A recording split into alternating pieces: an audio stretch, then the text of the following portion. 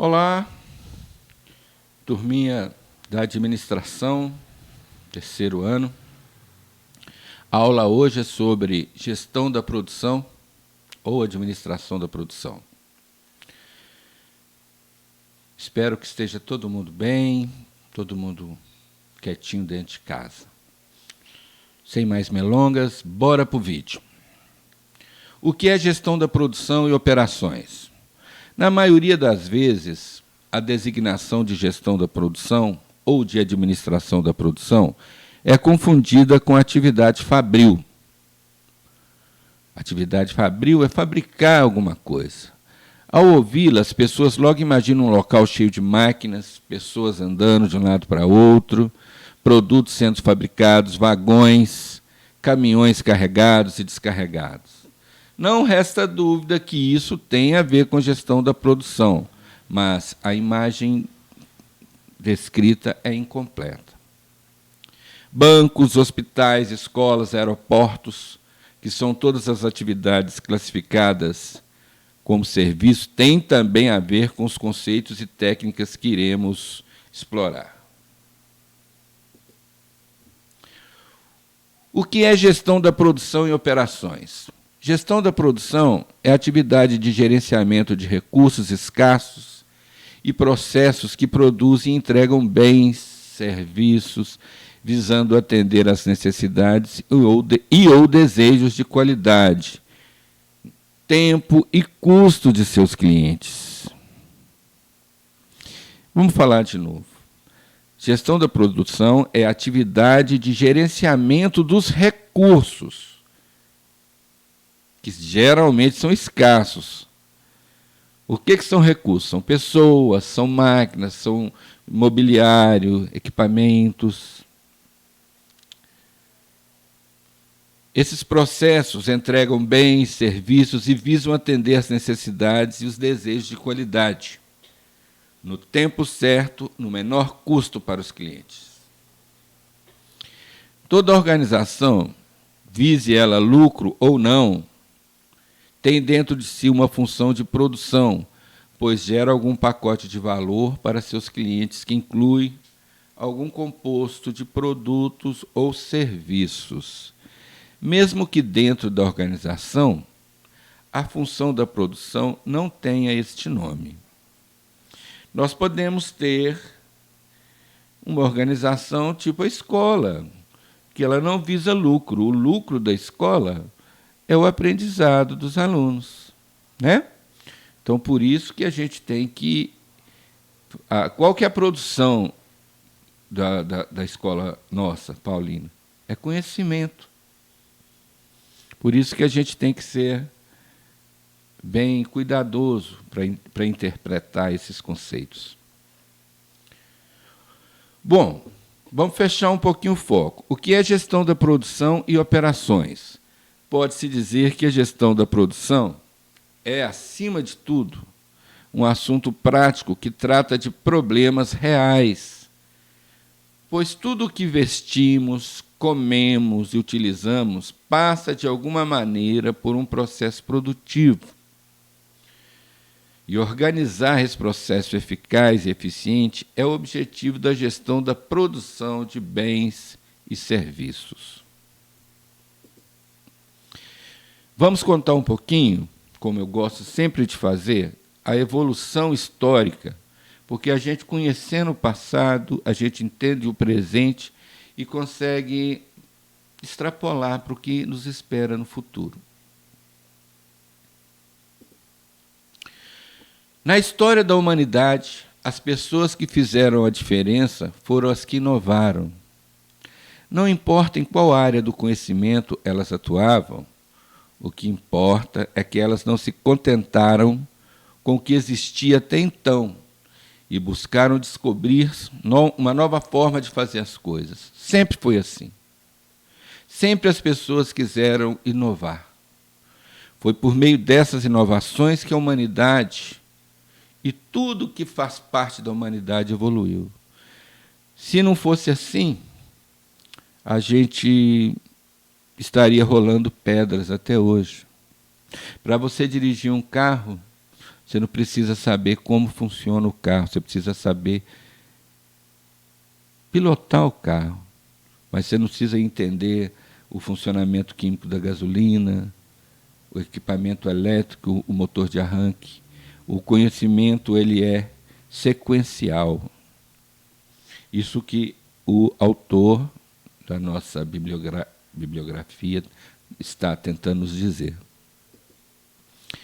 A história da indústria não é nada diferente disso. Foi por meio de inovações de pessoas, que sempre buscavam algo mais, que os meios de produção evoluíram e proporcionaram grandes melhorias, contribuindo para o desenvolvimento da humanidade. Sempre foi havendo uma melhoria em cima da outra. Não é à toa que o Toyota Corolla é o carro mais vendido no mundo. Ele tem um projeto dos anos 70 que foi evoluindo pelos próprios funcionários e sugestões de clientes, dando um testemunho que essa fala aí é verdadeira. Se você um dia comprar um Toyota Corolla, seu mecânico vai ficar muito triste com você, porque dificilmente ele vai estragar. Ele é um equipamento durável, porque ele evoluiu desta forma.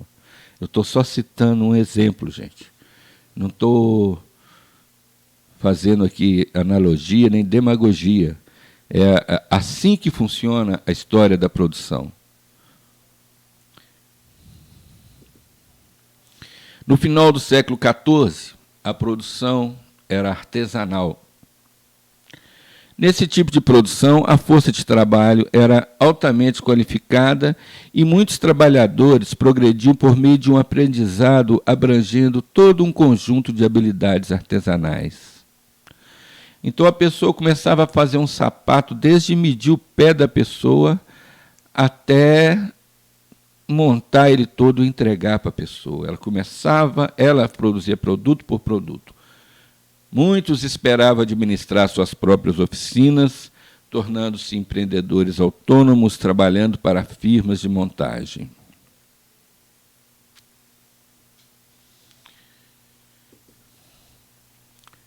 As organizações eram altamente descentralizadas, ainda que concentradas em uma só cidade.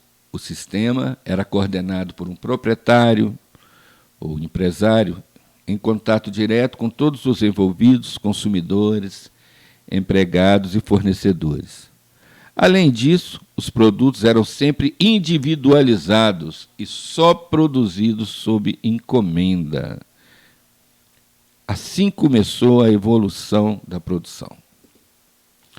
A produção artesanal pode ser considerada a primeira forma de produção organizada, posto que os artesãos estabeleciam prazos de entrega, consequentemente instituíam prioridades, atendiam especificações pré-estabelecidas e fixavam preços para as suas encomendas.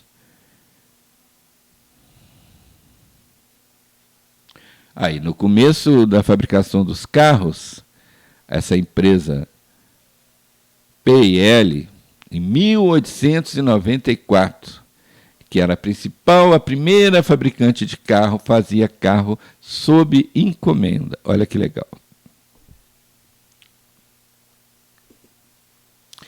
Aqui os carros deles, olha que bacana. O modelo de 1895 e já mais na frente o modelo de 1939. Não mudou muito não, né? Desconfio um pouco dessa fotografia,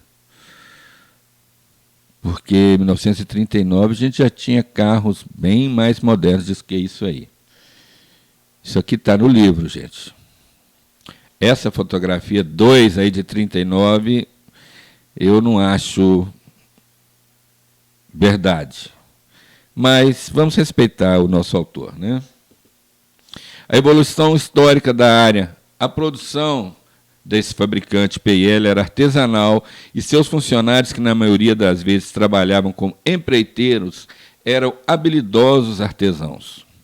A empresa tinha um baixíssimo volume de produção, 1.000 automóveis ou menos por ano, dos quais 50 ou mesmo com o mesmo projeto. 50 ou menos com o mesmo projeto. Entre os 50, nunca tinha 2 carros idênticos, pois as técnicas artesanais produziam por sua própria natureza variações, que tornavam o automóvel extremamente caro. Na época, $3.000. Hoje não seria muito caro, mas antigamente $3.000 era uma verdadeira fortuna. Esse cenário demonstrava que a produção artesanal tinha muitas desvantagens, como os elevados custos de produção, que não diminuíam com o volume, fazendo com que somente os mais ricos, abastados, tivessem automóveis. Além disso, cada carro era, na verdade, um protótipo que os próprios proprietários acabavam testando, pois a sua consistência e a sua confiabilidade eram ilusórias. No ano de 1776, James Watt vendeu seu primeiro motor a vapor na Inglaterra, instalado inicialmente em fábricas de artefatos de ferro e aço, disparando assim a chamada primeira evolução industrial e substituindo gradativamente a produção artesanal. De acordo com o Correia, que é um autor desse tipo de ciência, essa primeira revolução industrial mudou completamente a face da indústria, com uma crescente mecanização das tarefas anteriores, executadas de forma manual. Evolução da área. Avanços tecnológicos importantes facilitaram a substituição da mão de obra por capital e permitiram o desenvolvimento de economias de escala, tornando interessante o estabelecimento das unidades fabris. Aqui a migração do artesanato para a fábrica.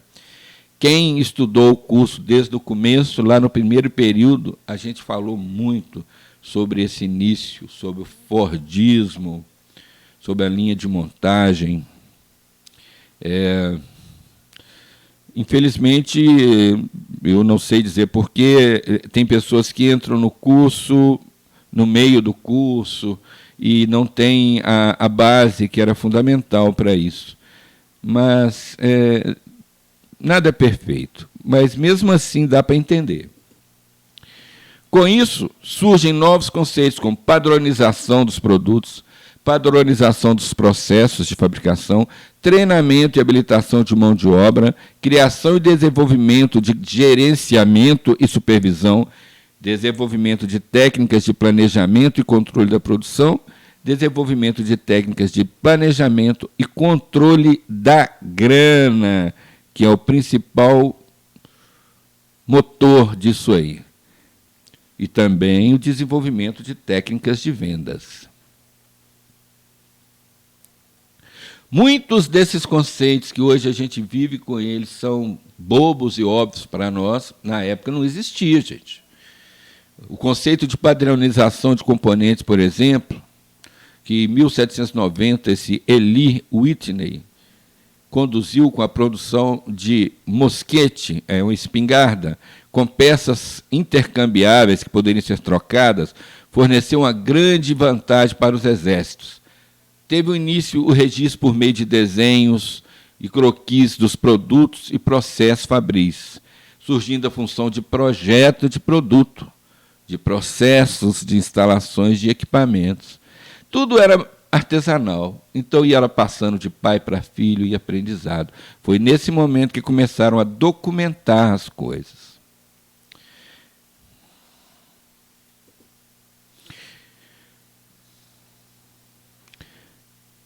No fim do século XIX, surgiram nos Estados Unidos os trabalhos de Frederick Taylor.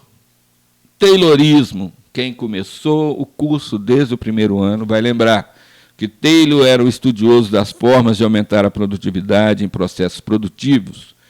Sua intenção era ligada à eficiência, fazer mais produtos com menos recursos. Para tanto, desenvolveu a chamada administração científica. Isso tudo foi visto no primeiro ano do curso. que consiste basicamente em quebrar as tarefas e subtarefas elementares e trabalhar excessivamente para tornar cada uma das tarefas mais eficiente. O cara apertava o mesmo parafuso a vida toda e jogava para frente para o outro cara apertar o próximo parafuso. A pessoa não podia pensar, ela só fazia aquela tarefa. Esse é o momento do taylorismo que a gente viu no primeiro ano. Segundo Laugeni, a procura por melhores métodos de trabalho e processo de produção, com o objetivo da melhoria da produtividade com o menor custo possível, é ainda hoje o tema central das organizações, mudando-se apenas as técnicas empregadas.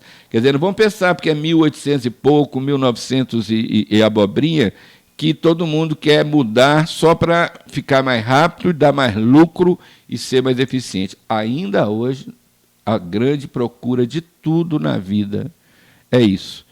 Por exemplo, quem sabe essas aulas remotas não vão ser melhores do que as aulas presenciais, porque aqui não tem ninguém conversando, usando o celular na frente do professor. Talvez isso aqui seja uma evolução. Né? É mais ou menos assim que funcionou a coisa. Na década de 1910, o Henry Ford, começa a desenvolver os princípios da produção em massa, a partir da percepção de um potencial mercado consumidor de baixa renda para automóveis e da constatação de que a produção artesanal não era a melhor maneira de produzir para esse tipo de consumidor, uma vez que os custos eram elevados. Aí nasceu a linha de montagem. Os nossos coleguinhas que estão no curso técnico de administração desde o primeiro ano lembram muito bem dos trabalhos que a gente fez sobre o Ford. Né? Ele era um homem controverso, ele era um homem bem malzinho, mas ele desenvolveu o mundo e os Estados Unidos não seria o que é hoje sem o Ford. Ele é o bem e o mal. Né? Porque antes do Ford, pessoas de classe média e pobres não tinham carro. Ele que conseguiu baixar o custo e popularizou o automóvel e revolucionou o mundo. Ford alia os conceitos de intercambiabilidade de peças e administração científica, acrescentando a linha de montagem, onde a pessoa fica paradinha e o produto vai passando por cada um. Também tivemos a oportunidade de ver isso no primeiro ano. Como resultado, consegue produzir produtos padronizados com pouca variedade, a cada aumento de quantidade de produção, o custo caía. Isso chama economia de escala. Cada vez que aumentava a quantidade, mais diminuía o preço dos seus produtos. Começou por $3.000 um carro artesanal e passou a custar $600 no final. Ele falava assim: construirei um carro para as grandes massas, feito com os melhores materiais, pelos melhores homens que puderem ser contratados e seguindo os projetos mais simples que a moderna engenharia puder conceber, de preço tão baixo que qualquer homem que ganhe um bom salário seja capaz de possuir, e de desfrutar com a sua família a bênção das horas de prazer nos grandes espaços abertos da natureza.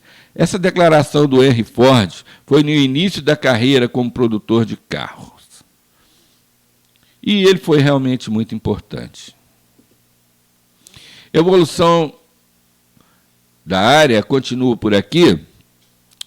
Dessa forma, o Ford conseguiu liderar uma indústria que logo se tornou a maior do mundo, por ter sido o primeiro a dominar os princípios da produção em massa. Entre as principais características da produção em massa, podemos destacar a linha de montagem, posto de trabalho, estoques intermediários, monotonia do trabalho, arranjo físico ou layout, balanceamento de linha, produtos em processo, motivação, sindicatos, manutenção preventiva. Linha de montagem, nós já sabemos o que é. Posto de trabalho, que cada um fica no seu lugar e o carro passa na sua frente. Os estoques têm que estar lá regulado para que não adianta faltar estoque, senão a linha para. A monotonia do trabalho é o taylorismo. O arranjo físico layout, a fábrica é projetada para ter essa função. O balanceamento de linha. No lugar que precisava de mais gente, no lugar que precisava menos gente, o espaço, a velocidade da linha, era tudo calculado. Os produtos que se andavam através do processo, não o processo que andava através do produto. O produto passava pelas pessoas através de uma linha, de uma correia. Motivação, que ele pagava bem. Aí surgiram os sindicatos, que ele tinha muitos empregados, começou aí o movimento sindical, e a manutenção preventiva também surgiu com o Ford. É aquela manutenção que você não espera a coisa quebrar. Você faz a revisão, que até hoje funciona assim. A partir de 1927, produziu-se o último carro do modelo T, porque ele produziu o mesmo carro durante muitos anos, aí começou a parar de vender. A GM, que era liderada por Sloan, começou a vender carros diferentes, de cores diferentes. Todo Ford T era preto, era idêntico, era parecido um com o outro. A General Motors, que é a Chevrolet, começou a fazer carros de cores diferentes, com uma capota de uma cor, com um banco de outra cor. E aí os clientes começaram a querer carros diferentes. Aí o Ford teve que se virar nos 30. Dessa forma, utilizando dos mesmos princípios da produção em massa, mas com aumento na variedade dos produtos, a GM, a Chevrolet, passou a liderar o mercado de automóveis, oferecendo carros de cores e modelos variados, com preço um pouco maior que a Ford. Foi assim que deu-se mais um passo na modernização do que nós temos hoje como indústria. A produção em massa fez uma revolução na indústria, conseguindo economias de escala. O que é isso? Os produtos se tornaram acessíveis ao maior número de pessoas. No decorrer dos anos, no entanto, apareceram as deficiências desse modelo de produção, como a geração de grandes estoques, a padronização dos produtos, a alienação do trabalhador e os altos índices de desperdício.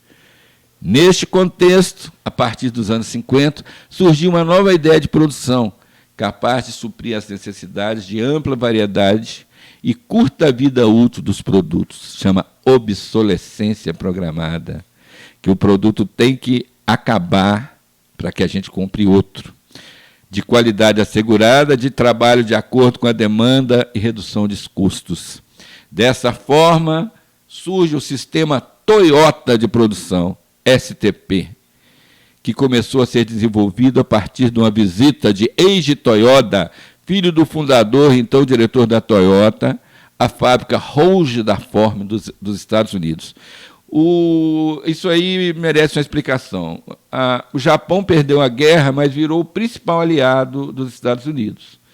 E são até hoje, né? Dessa forma, eles tinham a indústria, o próprio Estados Unidos ajudou o Japão a levantar, só que o Japão é muito trabalhador, tem uma visão muito focada, e o dono da Toyota, o filho do dono, veio visitar a fábrica da Ford, e ele teve umas ideias para melhorar ainda, foi o que gerou aí um grande avanço. A Toyota, que é o moço que foi visitar lá a indústria nos Estados Unidos, voltou com a certeza de que não poderia introduzir o modelo de produção americano, produção em massa no Japão, devido às diferenças culturais, econômicas e geográficas, e também por perceber alguns dos problemas da produção. Tendo assim, o sistema Toyota de produção, que chama STP, foi desenvolvido indistintamente por Taishi Ono, então engenheiro de produção da Toyota, pela necessidade de atender a demanda. As características do modelo Toyota STP são as seguintes: just in time, a peça chega na linha de produção na hora. A gente vê escrito isso nesses carros que vão para a Fiat aqui em Betim. O sistema Kanban, que são modelos de gestão, que não é momento nosso de explicar isso agora. O fluxo e nivelamento da produção, eliminação de desperdício, isso aí mudou tudo. Células de produção, melhoria contínua e benchmarking, que nada mais é se apropriar do que o concorrente faz. Se você viu que alguém fez algo bom, você vai lá e aprende. Mas nós vamos explicar isso depois. Nós estamos introduzindo os conceitos, né?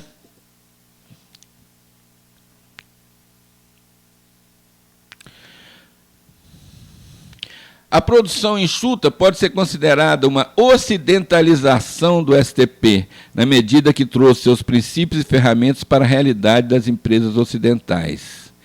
Depois que o Japão fez aquele movimento, o pessoal de cá foi lá e trouxe o que o japonês introduziu.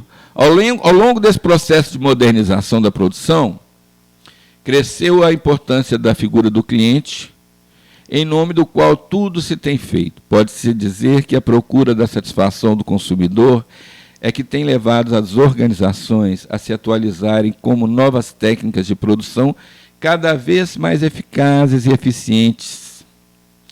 É tão grande a atenção dispensada ao cliente que este, em muitos casos, já especifica em detalhes o seu produto, sem que isso atrapalhe o processo de produção.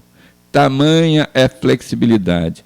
Assim estamos caminhando para a produção customizada, que, sob certos aspectos, é um retorno à produção artesanal, sem a figura do artesão, mas aliada às modernas técnicas e tecnologia de produção em massa e da produção enxuta. O que é isso? Hoje a gente pode comprar um carro com banco de couro, com volante vermelho, com espelho rebatível, com farol de LED. A gente customiza o carro, mas ele não é feito artesanalmente. O sistema informatizado da fábrica, você tem como entrar lá no banco de dados e falar: eu quero um Fiat Uno desse jeito, e ele vem para você desse jeito. É uma coisa que parece com a produção artesanal que começou a indústria, mas não é. Isso é feito na linha de montagem com a customização. É um carro feito com a sua cara, com a maneira que você quer. Gente, eu estou usando a indústria automobilística como exemplo, mas isso funciona para tudo, viu? E vamos caminhar para o final. Elaborar uma pesquisa para apresentar na próxima aula. Assuntos referentes ao sistema Toyota de produção. Aí, ó. Eu gostaria que cada um escolhesse um tema, sabe? E falasse só de um tema e colocasse no grupo para que a gente pudesse debater. O que é o Just in Time, o que é o Kanban, fluxo e nivelamento da produção, eliminação de desperdício, células de produção, melhoria contínua e benchmarking. Então, assim, vocês se dividem, tá certo? E pela internet mesmo, se dividem em grupos, e cada grupo faz um textinho sobre just in time. Fulano, nós falamos de just in time. Vai lá na internet, olha a explicação, e pode gravar um vídeo mandando para mim, no grupo, para que todo mundo veja. Aí outro grupo vai falar sobre o Kanban, e vai botar no grupo. E assim nós vamos pegar o feedback que vocês estão aprendendo, e já vai ser a avaliação nossa, entendeu? Pode ser falado só por uma pessoa, mas tem que ser discutido entre vocês. Pode ser escrito e pode ser gravado também. Só que eu preciso do nome de todo mundo que fez, para que eu possa usar isso como respaldo para avaliar vocês. A gente, quem já estava no curso desde o começo, viu muita coisa disso aí, sabe? É porque essa matéria de agora para frente é um aprofundamento do que a gente viu no primeiro e no segundo ano. Tá bom? Aqui é o Giovanni. Eu espero que vocês estejam gostando do esforço que a gente está fazendo nesse momento da pandemia. E deixo um grande abraço de incentivo, falando que eu estou com muita saudade de vocês. E quem quiser aprender e seguir para frente, a chance está aí, né? A gente faz a nossa parte. Eu tenho a mania de tudo que eu vou fazer, eu gosto de fazer da melhor maneira possível. Então, eu estou fazendo o meu melhor para vocês, para a escola, no meu trabalho de professor, que é a minha função atual. Eu espero que vocês estejam muito bem, tranquilos e saudáveis, tá? Um grande abraço afetuoso de quem gosta muito de vocês aqui do Giovanni. Então, por favor, vamos colocar aí, sobre cada tema desse aí, uma resposta para mim, tá? Fiquem em paz.